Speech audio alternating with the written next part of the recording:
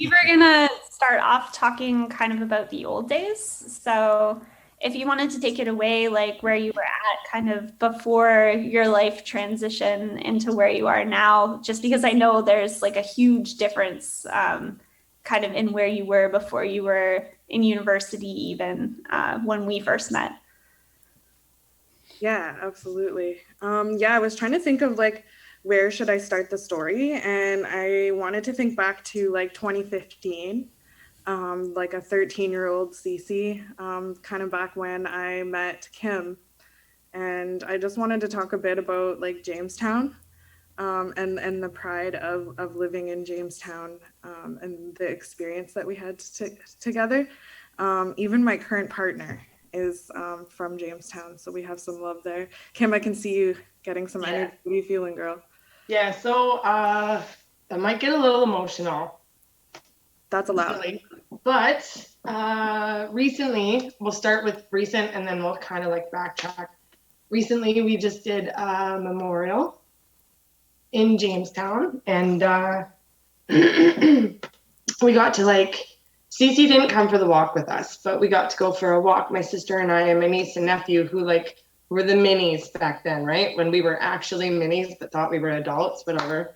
Yeah. We got to walk through Jamestown and it was like memory lane, you know. A lot of memories came up and even just memories that we as not being substance deprived or, you know, whatever, we got to share with those kids. And then beyond that, it triggered a lot of memories from, you know, the people that were around us and the influences that were allowed around us as kids, which looking back is maybe like hindsight's 2020. I probably wouldn't let those kind of influences around my children, but I feel like we grew up stronger for that, as silly as that sounds. Like, yes, there was trauma. Yes, we seen a lot of stuff we probably shouldn't have seen as youth, and we were allowed to do a lot of stuff we probably shouldn't have been allowed to do as youth. So just walking around down there, it brought back memories. We had like block parties down there.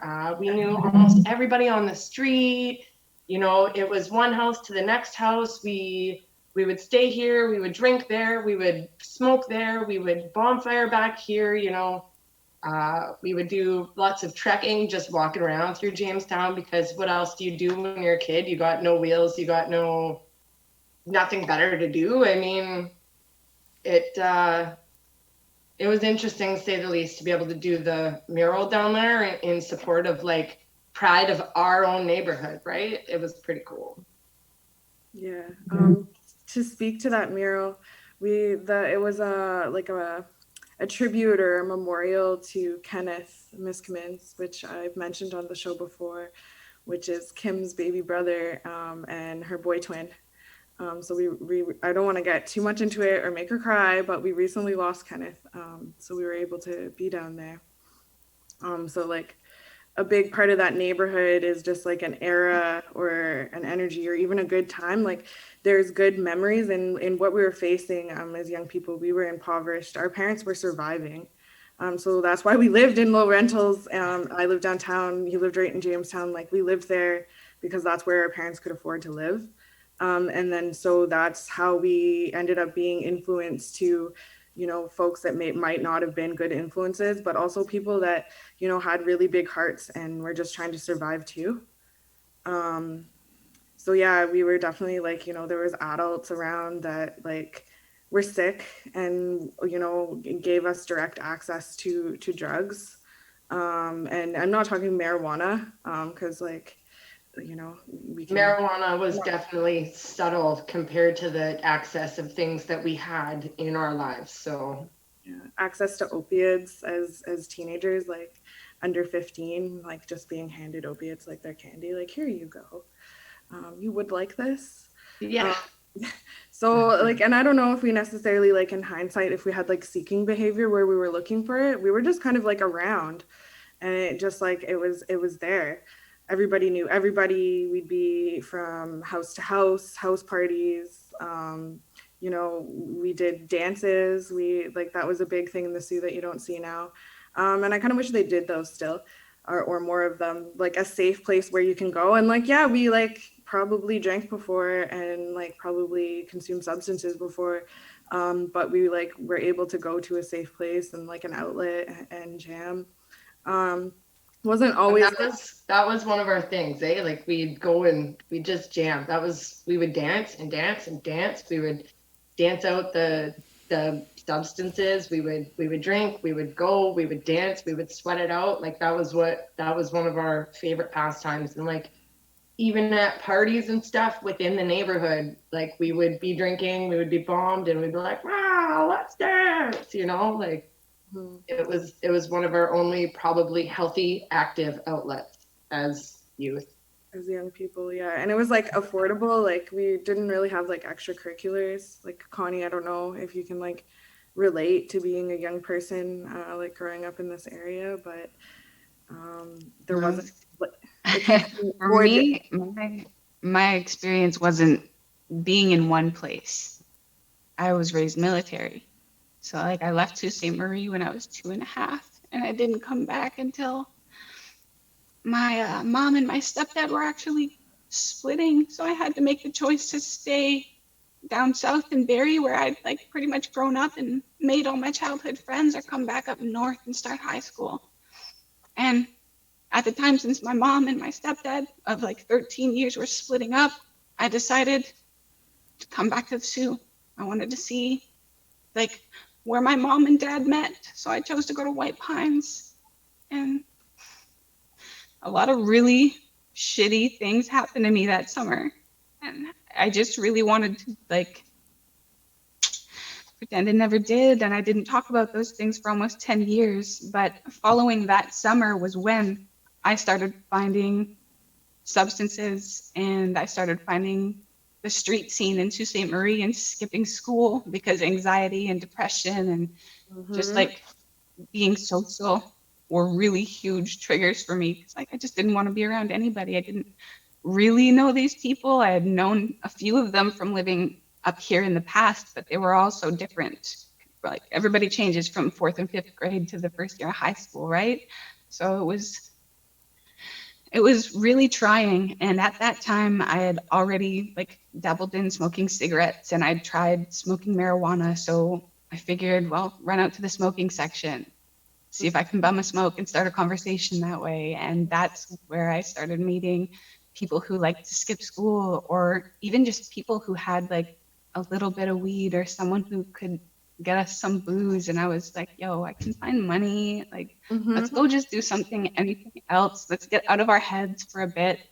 And that, yeah, that's where like I started um, writing music and turning my poetry that I had written in elementary school into hip hop, into this art form that eventually brought me and DJ Seith together. And he was one of my better influences in those younger years. Oh, sorry, man. Emotional, right? Yes. I'm already emotional about so many other things, and it's I need to do this. So I, yeah, I, it was really traumatizing because being raised military was like I had everything. I was raised in the suburbs. It was good. And then as soon as they split and I came back to the Sioux, I was in poverty. So it was a huge 180. Like, here you are, girl, you've got your whole life ahead of you, to holy fuck, what is this world? Really? So like, oh, I need to do this. It's good. It's good. That was like my experience. Really, it wasn't young so much, but it was in my adolescence that I started diving into street life, and it went hard. yeah, I felt like once you like experience that street life, or you're like immersed into it, it's like a social norm. Because like that's where your community is, or that's where people accept you, or that's where people like allow you to be your real you, you know, because you're in poverty, or like, you know, your parents are surviving, so like you're not necessarily always building those social skills for like to fit in with the larger society. But everybody in Jamestown, or everybody in the street life culture of the Sioux, or downtown, or res life, or whatever it was for you, and I'm just speaking to the community at large, there's like a sense of belonging there. So it's hard to like break out of those patterns, or to even like want to break out of those patterns, because that's where people made you feel good. That's where people made you feel like family. That's where, like, if you're self-medicating, where you felt best because you had that really good memory when you were high or drunk, right? So that's what it was. It's your sense of home. Mm-hmm. Yeah. Mm-hmm. And one thing I noticed is like the similarity between all of us is music. We all ended up losing ourselves in music, be it lyrically or just to the beat. Like, make sure that's prioritized for the youth. And it's cool because, like, I just seen something the other day. It was like music, it heals, and how it heals is either it's the lyrics that get you or it's the actual melody that get you, but either way you get lost in it, right? And that's where you find a sense of healing or better health, I guess, in a sense. Yeah. And it just reminds me, me and you, sorry, it's echoing on my end. Used to always say, "Let's go get lost." Yes, We were just literally. trying to get away Yes. from what our reality was, because it wasn't like, trying to find clean clothes, and like, if the washer and dryer doesn't work, or you don't have that where you're like living, it's like carting. You're in high school, you're like 15 years old, carting dirty clothes in a garbage bag, 6 blocks by foot to Literally. like, or like shoplifting like clothes at Stitches. It used to be Stitches because you only had $60, and that wasn't even enough for like, the 5-star binder and some paper. Yeah. And the was my $20 locker fee on the first day of school that they hit you with, right? So like there was like real survival happening then. It's, selling smokes on the smoke line for 50 cents for that you stole from your parents' bag smokes so that you can buy lunch. There's just like some real things about living in poverty as a young person. And like to buy lunch because you were too embarrassed to bust out your margarine container that had lunch in it, right? Like, yes, because that's what, our Tupperware was, because that's the lifestyle that we were in, right? Mm-hmm. Yeah. Even I remember growing up too, and not wanting to have friends over because I was just embarrassed of the house that I lived in, and like, we had like really like, they were probably about 15 or 20-year-old plastic plates that were like square, and they were just like all torn up by like, the knives and forks and stuff that we used as kids, and just they looked so like ratty and torn and tattered. And the bed I slept in too was just like a mattress on the floor with like, like a sheet and everything like that. I mean, because we grew up in like, I grew up in South Oshawa, and it was the same thing. It was just like, we were kind of in the middle of this housing projects, and there was all kinds of substances going around everywhere, and like people were just passing it around all over the place. We'd find dirty needles in the little playground that was in there, and it was just, like to navigate that as a kid, and then also trying to find a place where you can fit in. And early on, I kind of really gravitated a lot more to hip hop, than anything else. But even then, I mean, like, as a little white kid, I just, they looked at me sideways, like, what, you can't hang with us. And so it was very, ostracizing that way too. And being in the middle of everything. I remember people that they would get high and run around. Like this one guy would run around with a gorilla mask on, literally, and like start trying to like scare kids because he was just hopped up on whatever. And none of us knew, we thought it was just like a game or something like that. But this, it was a community that needed help, and yeah. It's funny, I never actually experienced a sense of embarrassment from my home, because my mother, my surrounding was so encompassing to all, right? Because like I literally have so many aunts and uncles that are like adopted aunts and uncles and been around since before I was even born. My mom worked at EJ's, the arcade that used to be in the Cambrian Mall or the station, I forget. But because there was always these people, which also ended up being, added influences sometimes, because they were always there, they were always around. I wasn't embarrassed of, but it's also because of the general environment we lived in. It's persons with similar environments that were coming over, so I wasn't embarrassed. But always welcoming. Like I was, and that's, I think, where most of our pride from Jamestown stemmed from, right? Like my house was literally on the corner of Jamestown. It was the upstairs apartment, but the whole neighborhood knew where Ma's house was, and they knew that, you know, Kim and Carla and Kenneth lived there, and that's where you'd find CC, that's where you'd find Ashley, that's where you'd find all of these people that are just general influences. And like we used to joke a lot actually when we were younger that we were like brand name Sueites because a lot of people knew who we were, right? So a lot of people knew who we were generally because of who my mother was. So we weren't even the brand name at all, but that's fine. Next. Yeah. I don't know. It just, I never found embarrassment as much as like, yes, embarrassment for friends who I met through school and weren't from the same like area and the downtown neighborhoods and stuff. Sure. Embarrassment a little bit. I think that's what But it was.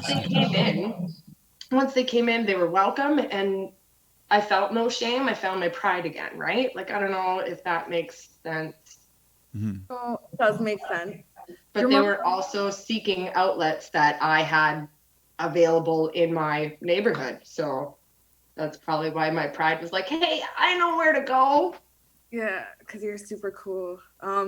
Your mom's house is like pretty big too, like with the 3-bedroom, and then because you had a big family with like the 3 like teenagers in that realm all living in the house, like me and my dad in the 1-bedroom, like I didn't feel the embarrassment with like having like certain people come over, like I guess other people who were also living in poverty, like because they just like they got it, right? But when I like went to school with people either like at St. Pius instead of Brule in elementary school, or I also went to boarding and St. Mary's, like the people I met at St. Mary's, I would be like more hesitant to bring them home. Like I always felt like I was like not on their level, or like I already felt that classism. I just didn't know like the language or the vocabulary to put on it. So I just always felt like I was like fringe, or I was outside, or I wasn't ever going to be like them. So I just didn't invite those people over to my house. Or like one time I did, and then, you know, the girl had questions of like, well, why doesn't your dad have his own bedroom and stuff like that in high school. And then I just like never brought anyone over again after that. So I definitely like felt that, but then it just pushed me more to like to street culture, or to like people that understood and like reflected in that. So Yeah, it's that's like kinda people how that are that living went. in that same neighborhood. I felt the same way too. People from my neighborhood, yeah, sure, come over.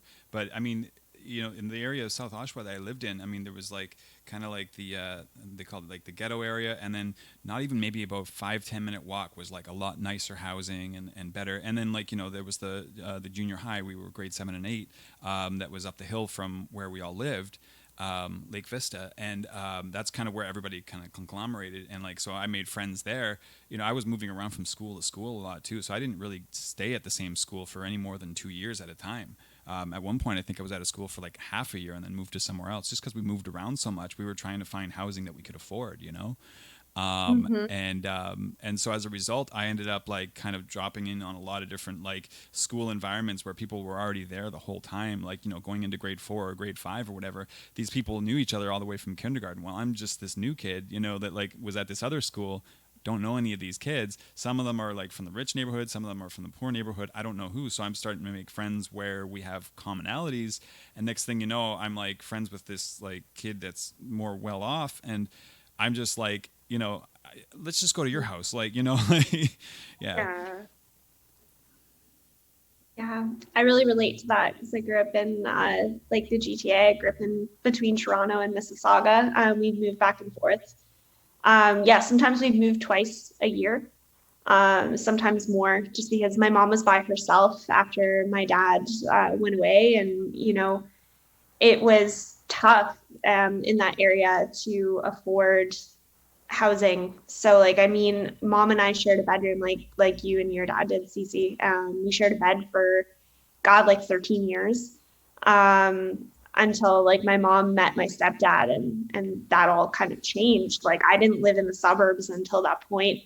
Or if I did live in the suburbs, we were living in a house apartment that was all cut up, and I would pretend to my friends that I didn't live in an apartment, that I lived in the house. because all of my friends lived in McMansions.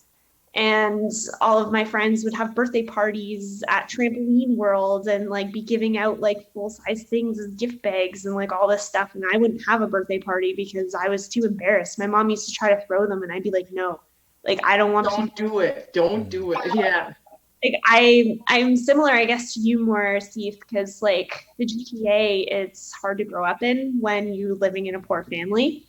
Because like you're directly living with people whose parents are like CEOs and tech designers and engineers, and like you have a ton of money. Where my mom was putting me in those neighborhoods because she was working 3 jobs. She would work two or three shifts a day, and then at night she'd be painting offices or cleaning offices. And it's like she worked so hard and like put herself like in the hospital at times just to make sure that I wouldn't have to grow up where she grew up. And she grew up in like North York in project housing, and she had a similar experience where she was around a lot of people she shouldn't have been because her parents had to work, so they just left her with whomever they could. And she didn't want me to have that type of life or have that type of exposure really young, and it's tough. We ended up moving to a smaller town like later on, and that's when I started rolling more with the street kids and hanging out in that type of scene and stuff, because I didn't identify with my new suburb life like that my stepdad moved us into. I couldn't get into it. I couldn't be with those kids. Like they were so rude and just like didn't appreciate anything. And so it's as if, as hard as the streets make you, they make you soft on the inside at the same time, right? Like as silly as that sounds, but yeah, Yeah, the 'cause I think, most sorry. loved people are from poverty. Like honestly, like everyone that I know from poverty would give you the shirt off of their back in a minute, even though they don't have anything. And I think that that's something really important that I took away from growing up in that. Just it's that just a bigger sense of community in that way, right? Like people support each other, and it's as bad as it looks from the middle class point of view or from the outside, it's really not that way on the inside. And I think that that's something that a lot of people need to shake up and realize.